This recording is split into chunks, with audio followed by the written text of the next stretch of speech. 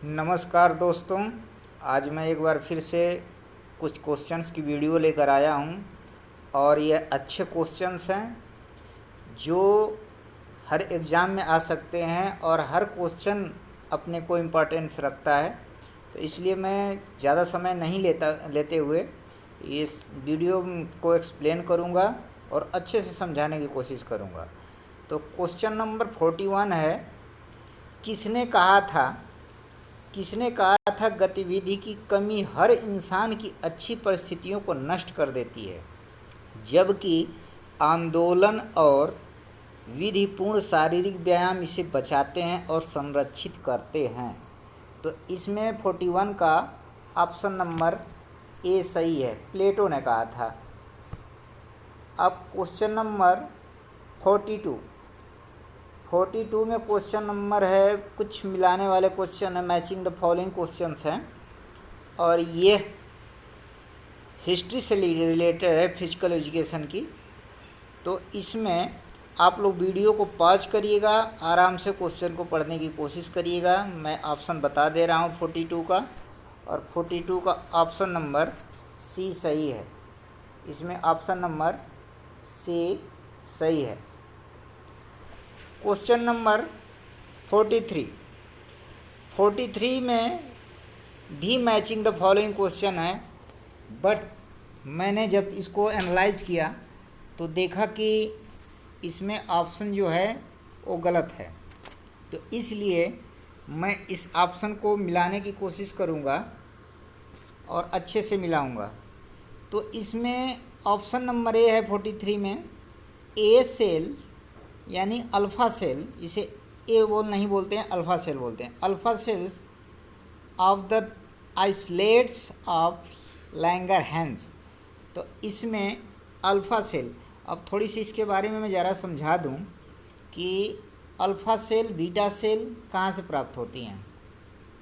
तो हमारे शरीर में पैनक्रियाज एक ग्लैंड होती है जो एक्सोक्राइन और इंडोक्राइन के नाम से भी जानी जाती है, जिसे मिश्रित ग्लैंड भी बोलते हैं। तो उसी में अल्फ़ा बीटा और गामा सेल होती हैं। अल्फ़ा सेल से ग्लूकागॉन हार्मोन्स निकलता है और बीटा सेल से इंसुलिन और गामा से सोमैटोस्टेटिन हार्मोन निकलता है। तो इसमें हम बता दें कि अल्फ़ा सेल का जो मैचिंग है, अल्फ़ा सेल आइसोलेट्स का ग्लूकागॉन 1 का 4 से मैचिंग है, 1 का 4 से। और बीटा सेल आइसोलेट यानी कि बीटा सेल जो सेक्रेट करती हैं वो इंसुलिन को सेक्रेट करती हैं। किसको? इंसुलिन को। अब हार्मोन्स थर्ड है, हार्मोन रिलीज फ्रॉम एंटीरियर प्यूटिट्री। प्यूटिट्री के 2 लोब होते हैं। जो प्यूटिट्री ग्लैंड होती है उसे मास्टर ग्लैंड बोलते हैं, इसको हाइपोफाइसिस ग्लैंड भी बोलते हैं। इसको क्या बोलते हैं? हाइपोफाइसिस ग्लैंड भी बोलते हैं, न्यूरोहाइपोफाइसिस, और ऑर्केस्ट्रा ग्लैंड भी बोलते हैं। तो इसमें 2 लोब होते हैं, इंटीरियर लोब और पोस्टीरियर लोब।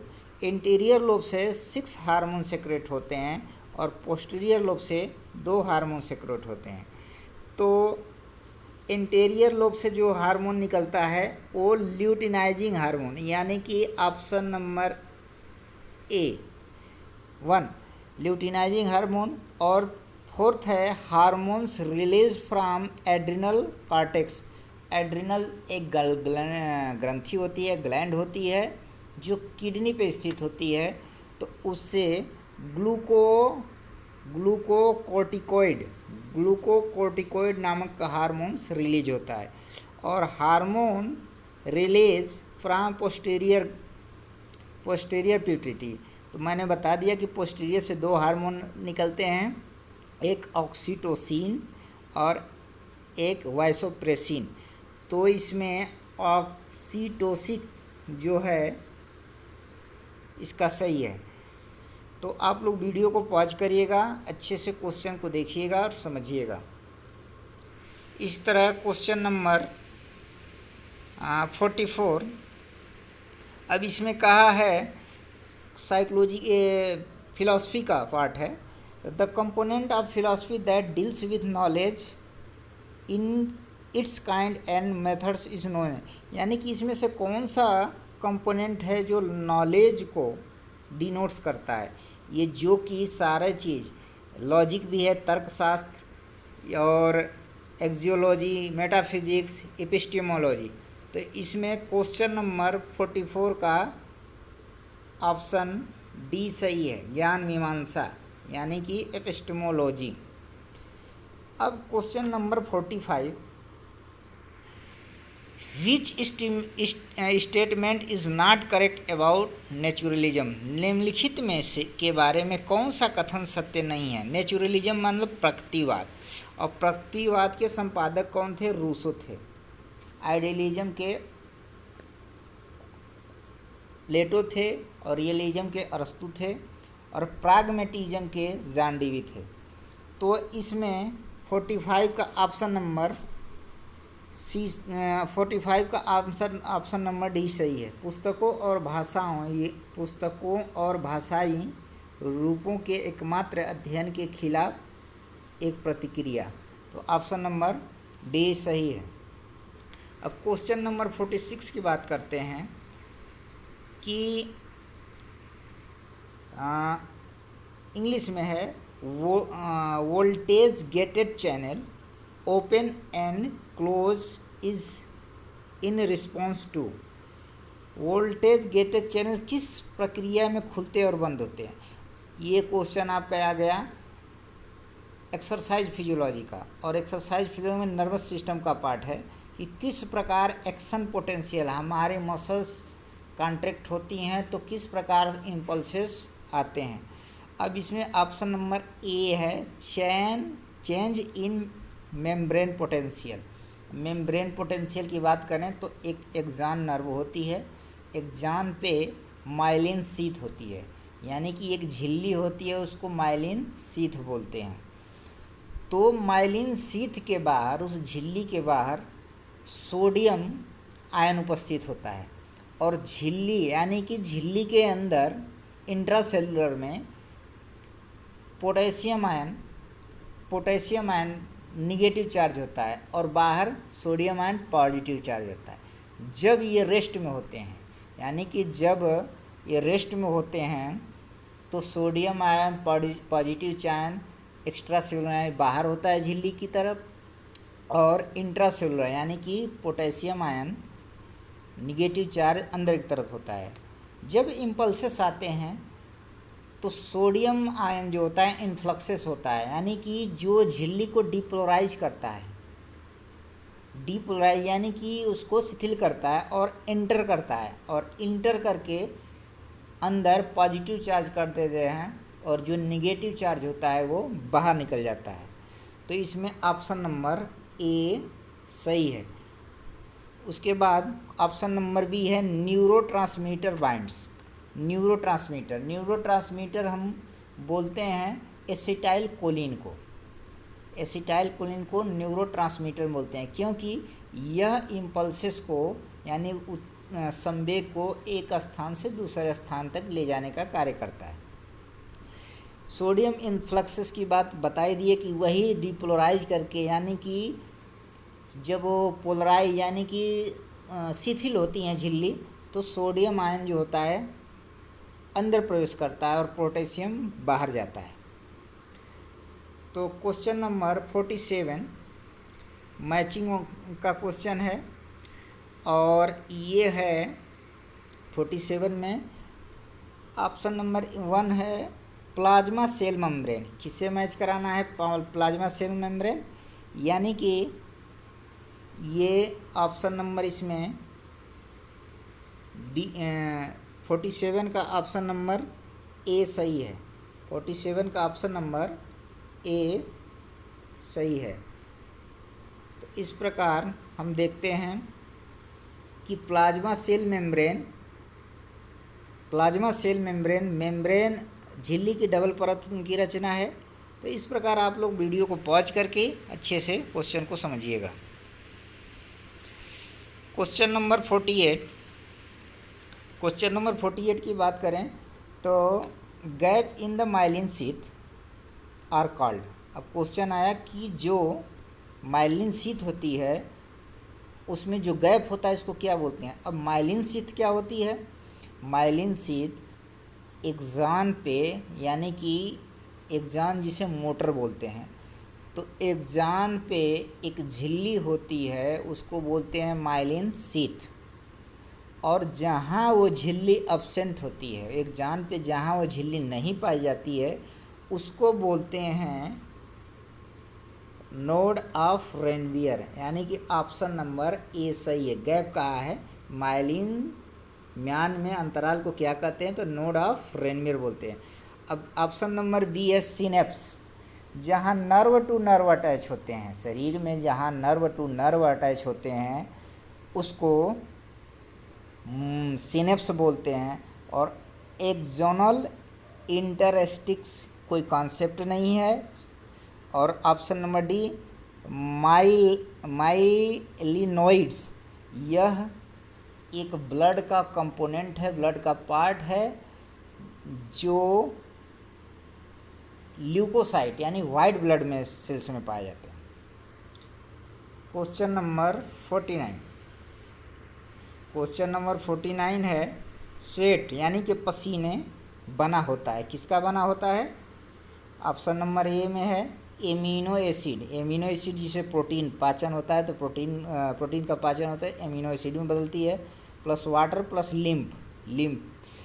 अब ऑप्शन नंबर बी है urea plus water plus sodium chloride. Sodium chloride नमक भी होता है, तो इसमें ऑप्शन नंबर बी सही है। Question number 50। Question number 50। Renin एंटियोटेंसिन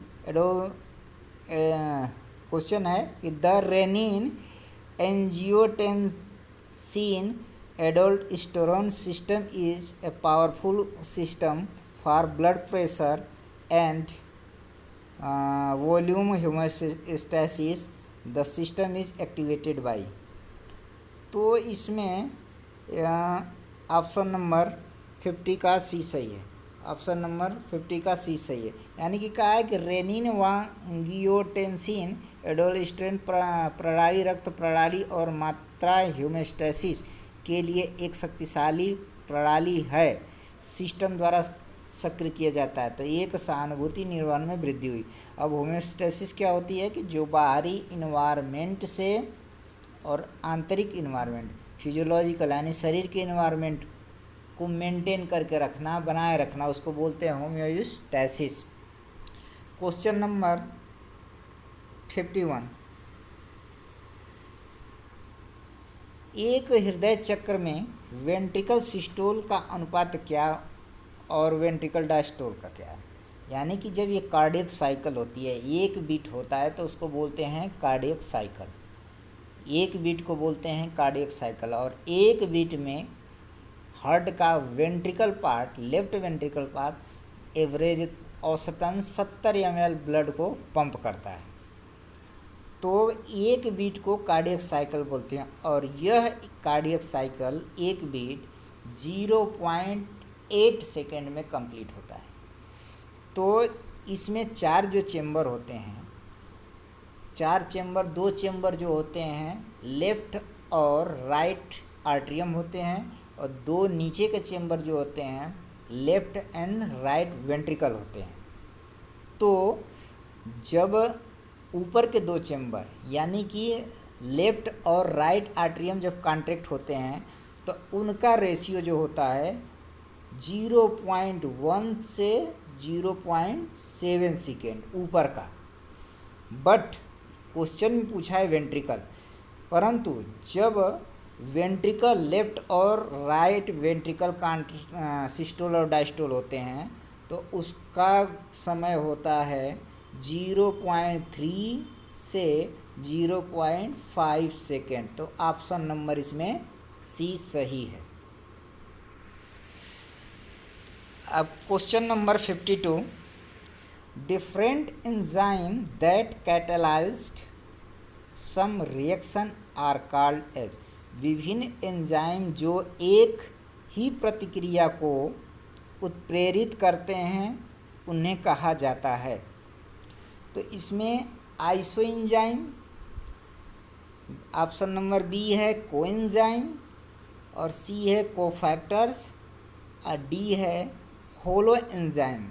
तो इसमें 52 का ऑप्शन नंबर ए सही है, आइसो एंजाइम। यानी कि कहा है कि विभिन्न एंजाइम जो एक ही प्रतिक्रिया को उत्प्रेरित करते हैं, यानी अनेकों प्रकार के एंजाइम जब किसी एक ही प्रतिक्रिया को उत्प्रेरित करते हैं तो उसको आइसो एंजाइम बोलते हैं। अब कोएंजाइम की ज़रा बात कर लें तो कोएंजाइम जो है एक छोटा सा मॉलिक्यूल होता है जो एक दूसरे एंजाइम को रिएक्शन करने में हेल्प करता है। यानी कि यह एक छोटा सा मॉलिक्यूल होता है जो दूसरे एंजाइम का रिएक्शन करने में हेल्प करता है। और कोफैक्टर इसको बोलते हैं सह एंजाइम, ये भी हेल्प करता है कैटलाइज करने में, विभाजन करने में। और ऑप्शन नंबर डी है होलो एंजाइम। होलो एंजाइम एक प्रकार का एंजाइम है जिसे कोफैक्टर यानी सहकारक की ज़रूरत होती है, और यह अनेक छोटे छोटे प्रोटीन के कणों से मिलकर बने होते हैं। तो इसमें ऑप्शन नंबर ए सही है। Question number 53। क्वेश्चन नंबर 53 की बात करते हैं। Name the multipolar neuron which is located entirely with in the central nervous system. यानी कि कहा है कि यह कौन सी मल्टीपोलर न्यूरॉन है जो सेंट्रल नर्वस सिस्टम CNS के अंतर्गत लोकेटेड होती है। तो इसमें 4 ऑप्शन दिया है। मोटर न्यूरॉन, मोटर न्यूरॉन का काम है इम्पल्सेस को ब्रेन से, यानी कि ब्रेन से मसल्स की तरफ लाना। इसको इफेरेंट न्यूरॉन भी बोलते हैं। इसका सेकेंड नाम है इफेरेंट, ई एलिफेंट, इफेरेंट। और ये इफेरेंट जो ऑप्शन नंबर बी है उसको मोटर न्यूरॉन भी बोलते हैं। अब एफेरेंट ऑप्शन नंबर सी जो है, ऑप्शन नंबर सी एफेरेंट, यानी कि इसको सेंसरी न्यूरॉन बोलते हैं। यानी कि ये मसल्स से इम्पल्सेस को nervous system, central nervous system की तरफ ले जाती है। तो इसको बोलते हैं एफेरेंट या सेंसरी न्यूरॉन।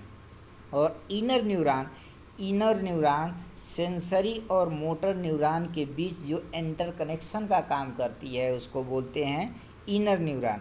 और inner neuron option number D ही सही है, जो सेंट्रल नर्वस सिस्टम के अंतर्गत लोकेटेड होती है। Question number 54। Which of the following muscles help in chewing and closing the jaw of the exert pressure on food. भोजन पर दबाव डालने के लिए निम्नलिखित में से कौन सी मांसपेशी जबड़े को चबाने और बंद करने में मदद करती है। तो सोस मसल ऑप्शन नंबर ए में है सोस मसल। सोस मसल एब्डोमेन के नीचे पाई जाती है, एकदम एब्डोमेन के जस्ट नीचे पीविक बोन पे पाई जाती है। और ऑप्शन नंबर बी है मासेस्टर। मासेस्टर मसल ही सही है जो जबड़े को खोलने और भोजन को चबाने का काम करती है। अब ऑप्शन नंबर सी है स्टर्नोक्लेडोमास्टाइडिया, गर्दन में पाई जाती है। और सुपिनेटर मसल जो है यह 4 आर्म में रेडियल बोन के ऊपर, यानी एल्बो से जस्ट नीचे पाई जाती है, कोहनी से जस्ट नीचे पाई जाती है। Question number 55। क्वेश्चन नंबर 55 है कि dead space is the volume of air that is inhaled but unable to reach gases exchanges. Anatomical dead space include। अच्छा, अब ये बहुत अच्छा क्वेश्चन समझने वाला है कि डेड स्पेस शरीर में क्या होता है। डेड स्पेस जो यानी कि मृत स्थान जिसे बोलते हैं, डेड स्पेस मृत स्थान जिसे हम बोलते हैं। तो डेड स्पेस यानी कि प्रत्येक इंस्पायरेशन यानी श्वास लेने और एक्सपायरेशन के समय यानी श्वास लेने और छोड़ने के समय जितना हम एयर को लेते हैं और छोड़ते हैं, उस समय जब एयर में कोई गैस का एक्सचेंजेज नहीं होता है, कोई आदान प्रदान नहीं होता है, कोई एक्सचेंजेज नहीं होता है, तो उसको बोलते हैं डेड स्पेस बोलते हैं। क्या बोलते हैं? Dead space. और इसे टाइडल वॉल्यूम भी कह सकते हैं। क्या कहते हैं? Tidal volume. इसका अमाउंट होता है 500 ml, एवरेज जो है 500 ml। तो डेड स्पेस को हम दो तरह से डिफाइन कर सकते हैं, दो तरह से डिफाइन, एक एनाटॉमिकल डेड स्पेस, एक physiological dead space. Anatomical dead space और फिजियोलॉजिकल डेड स्पेस। तो एनाटॉमिकल स्पेस में क्या होता है कि it start from nose to terminal bronchioles, यानी कि यह नाक से या मुंह से स्टार्ट होकर जो फेफड़े में ब्रोंकियल्स होते हैं, शाखाएं होती हैं, वहाँ जाके ख़त्म होती है। यानी कि यह नोज यानी नाक और माउथ से स्टार्ट होकर जो फेफड़े में शाखाएं होती हैं, ब्रोंकियल्स होती हैं, वहाँ जाकर ख़त्म होती है, प्रारंभ होती है और ख़त्म होती है। इसमें औसतन एक सामान्य पुरुष में 150 ml गैस आती है अंदर, और यह इंस्पायरेशन से प्रारंभ होकर इंस्पायरेशन में ही ख़त्म होती है। एक्सपायरेशन यानी श्वास लेने पर ही जाके ख़त्म हो जाती है। तो यानी कि एक बार जो श्वास लिया उसी को बोलते हैं एनाटॉमिकल डेड स्पेस, न कि निकालना, सिर्फ लेना, तो उसको बोलते हैं एनाटॉमिकल डेड स्पेस। इसके दौरान 150 ml एयर को अंदर लिया जाता है। और फिजियोलॉजिकल डेड स्पेस की बात करते हैं तो इसे टोटल डेड स्पेस भी बोलते हैं। क्या बोलते हैं? Total dead space. अब इसे क्या बोलते हैं कि is the sum of anatomical and alveolar dead space, यानी कि एनाटॉमिकल और एल्वेओलर, लंग्स में एल्वेओली होते हैं, छोटे छोटे सेक्स होते हैं, एयर सेक होते हैं, जहाँ पे एयर यानी कि ब्लड और ऑक्सीजन का एक्सचेंजेज होता है। तो उस स्पेस को और एनाटॉमिकल स्पेस को अगर हम जोड़ दें तो फिजियोलॉजिकल डेड स्पेस कहा जाता है। तो इस दौरान इस प्रोसेस में फारेंक्स, लैरेंक्स, ट्रेकिया और ब्रोंकस, ऑप्शन नंबर बी सही है, यूज होते हैं एनाटॉमिकल और डेड स्पेस में। तो ऑप्शन नंबर बी सही है। क्वेश्चन नंबर 56 बहुत इम्पॉर्टेंट क्वेश्चन है और बहुत समझने लायक क्वेश्चन है, इसलिए आप लोग पॉज करके अच्छे से वीडियो को समझिएगा। और वीडियो अच्छी लगे तो कमेंट भी करिए, शेयर भी करिए, सब्सक्राइब भी करिए, ताकि मेरी जो अलग नेक्स्ट वीडियो आए आपको लोग को अपलोड करते ही नोटिफिकेशन प्राप्त हो जाए। Question number 56, inner lining of urinary bladder, inner lining of urinary bladder is made up of which tissue, मूत्राशय की भीतरी परत किस ऊतक से बनी होती है। अब ऊतक की बात कर दिया तो ऊतक हमारे शरीर में 4 प्रकार के, मेनली 4 टाइप के टिश्यू पाए जाते हैं। Epithelial tissue, muscular tissue, connective tissue और नर्वस टिश्यू। तो एपिथेलियन टिश्यू जो होता है हमारी लेयर प्रदान करता है, बाहरी आवरण, जैसे स्किन हो गई, इंटरनल ऑर्गन्स पे जो लेयर होती है वो हो गई। मस्कुलर टिश्यू, मांसपेशी वाला ऊतक, जो एक मस्कुलर टिश्यू अपने आप में एक टिश्यू है। फिर डी है नर्वस टिश्यू। फिर सी है कनेक्टिव टिश्यू, कनेक्टिव टिश्यू एक बांधने और जोड़ने का काम करता है, जैसे एक बोन हो गई, बोन भी कनेक्टिव टिश्यू के अंदर होता है। कार्टिलेज हो गया, कार्टिलेज भी कनेक्टिव टिश्यू के अंदर है। ब्लड है, ब्लड भी कनेक्टिव टिश्यू के अंतर्गत आता है। तो इसमें पूछा है कि यूरिनरी ब्लैडर के भीतर किस प्रकार की ऊतक से बनी होती है। तो क्वेश्चन नंबर 56 का ए है, यानी कि एपिथेलियन टिश्यू के द्वारा ही यह बनी होती है। अब क्वेश्चन नंबर 57, गुथरी रिजेक्टेड विच थार्नडाइक लॉ, गुथरी नाम के एक साइंटिस्ट ने थार्नडाइक के किस कानून, किस नियम को खारिज किया था, रिजेक्ट किया था। तो थार्नडाइक ने सीखने के 3 नियम दिए थे। ऑप्शन नंबर ए में law of readiness exercise, law of exercise, इसका सेकेंड नाम है यूज एंड डिसयूज, उपयोग और अनुपयोग का सिद्धांत। ऑप्शन नंबर बी है लॉ ऑफ रेडीनेस, यानी इसको तत्परता का हिंदी में सिद्धांत बोलते हैं। और सी है लॉ ऑफ इक्विवेलेंस, यानी सक्षमता का सिद्धांत कानून। और डी है लॉ ऑफ इफेक्ट, यानी कि प्रभाव का नियम, इसको दूसरा नाम, इसका नाम है सेटिस्फेक्शन, लॉ ऑफ सेटिस्फेक्शन। तो इसमें ऑप्शन नंबर सी सही है, इसी को खारिज किया था गुतरी ने।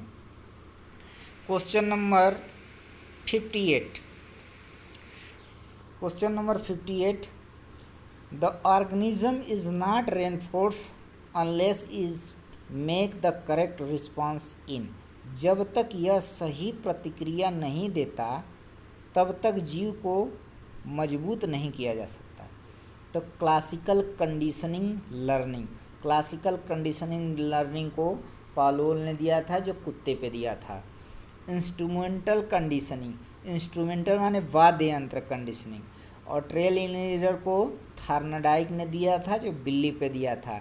और ऑटो शेपिंग जो है, ऑटो शेपिंग भी एक प्रकार की थ्योरी है, इसको साइन ट्रैकिंग भी बोलते हैं। और यह पालोल के कंडीशनिंग रिस्पांस थ्योरी की सिमिलर है, जिसमें विभिन्न प्रकार के एक्सपेरिमेंट किए जाते हैं। तो इसमें ऑप्शन नंबर 58 का 58 क्वेश्चन नंबर 58 का ऑप्शन नंबर बी सही है, ऑप्शन नंबर बी सही है। अब question number 59, which is why as, कौन सी क्यों उम्र है। बहुत अच्छा क्वेश्चन साइकोलॉजी का, कौन सा क्यों उम्र है। तो 59 का ऑप्शन नंबर ए सही है, ऑप्शन नंबर ए सही है। और इस वीडियो का लास्ट क्वेश्चन है, आज इस वीडियो का लास्ट क्वेश्चन है, the overprotected child will tend to display, यानी कि क्वेश्चन कह रहा है कि ओवर प्रोटेक्टेड, ओवर संरक्षित बच्चा प्रदर्शित कर, अगर किसी को ज़्यादातर सुरक्षा दी जाए, अगर किसी बच्चे को ज़्यादा सुरक्षा दी जाए तो किस प्रकार की प्रतिक्रिया प्रदर्शित करेगा। आक्रामकता, रक्षात्मकता, इमेच्योरिटी, नेगेटिविटिज्म। तो इसमें ऑप्शन नंबर ए सही है। अगर किसी को ज़्यादा संरक्षण दे दिया जाए, प्रोटेक्शन दे दिया जाए, तो अपने को स्ट्रांग समझते हुए आक्रामकता को प्रदर्शित करेगा।